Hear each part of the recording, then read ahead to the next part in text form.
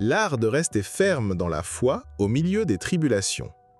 Vous êtes-vous déjà demandé comment la vie semble parfois un test constant? Problèmes, pertes, déceptions, moments qui paraissent insupportables? C'est comme si le monde conspirait pour vous abattre. Et la question revient toujours, ma foi tiendra-t-elle le coup? Mais la Bible nous rappelle que les tribulations ne sont pas des signes d'abandon, mais des occasions de croissance spirituelle. Jacques 1, 2 à 4 dit « Mes frères, regardez comme un sujet de joie complète les diverses épreuves que vous pouvez rencontrer, sachant que l'épreuve de votre foi produit la persévérance, et que la persévérance accomplisse parfaitement son œuvre, afin que vous soyez parfaits et accomplis sans manquer de rien. » Chaque difficulté est donc une chance de renforcer notre foi, de prouver que, même au milieu de la tempête, nous pouvons rester fermes. Soyons honnêtes, personne n'aime souffrir, personne ne veut être mis à l'épreuve. Mais réfléchissez, si la foi était facile, si la vie était toujours tranquille, quelle valeur aurait notre confiance en Dieu? C'est dans la difficulté que nous découvrons le vrai pouvoir de la foi. Et l'histoire chrétienne nous le montre encore et encore. Pensez aux apôtres, Pierre, Jean, Paul, tous ont affronté prison, persécution, naufrage, et pourtant, ils ont persévéré. Pourquoi? Parce qu'ils savaient que la force ne venait pas d'eux-mêmes, mais de Dieu qui a promis d'être avec eux jusqu'à la fin des temps. Matthieu 28, 20.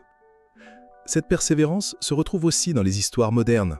Au cinéma, pensez à La ligne verte, de Green Mile. Paul Edgecombe est témoin de souffrance et d'injustice, mais garde la foi en la justice de Dieu, même quand tout semble perdu.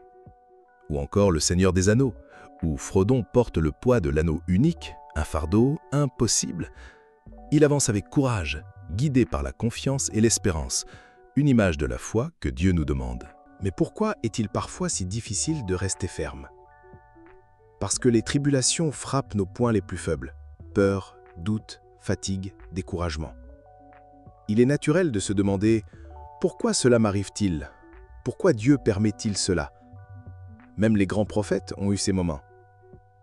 Jérémie disait « Le Seigneur est bon pour ceux qui espèrent en lui, pour l'âme qui le cherche. » Lamentation 3, 25.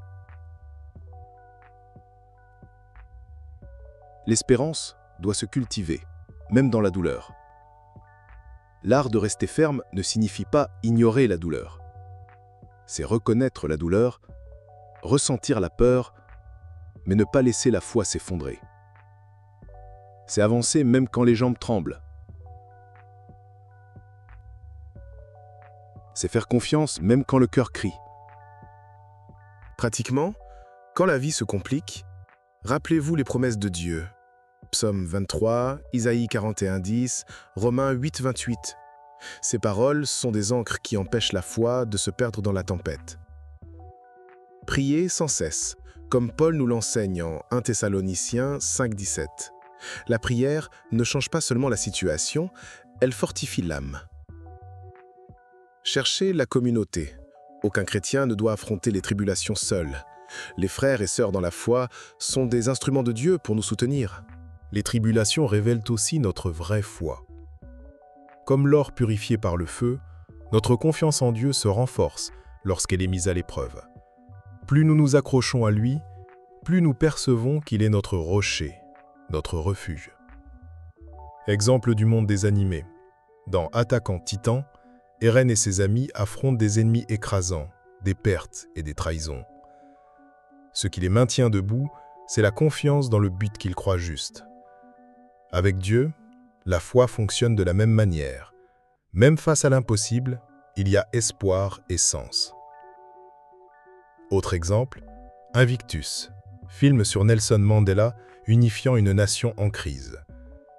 Il est resté ferme dans sa vision de justice et de réconciliation malgré les pressions et les menaces constantes. Sa foi et sa persévérance ont inspiré des millions de personnes. Si vous pensez que rester ferme est facile, souvenez-vous des paroles de Jacques sur la persévérance. Elle doit être complète. Pas seulement résister un instant, mais tenir jour après jour, action après action, prière après prière. La fermeté dans la foi implique aussi des choix quotidiens. Pardonner quand c'est difficile, aimer quand c'est douloureux, Faire confiance quand le monde semble s'effondrer. Ce n'est pas de la magie, c'est de la discipline spirituelle. C'est décider que les circonstances momentanées ne définissent pas notre âme. La vraie foi n'évite pas la tempête. Elle nous apprend à danser sous la pluie, à savoir que, même quand tout semble perdu, Dieu est avec nous.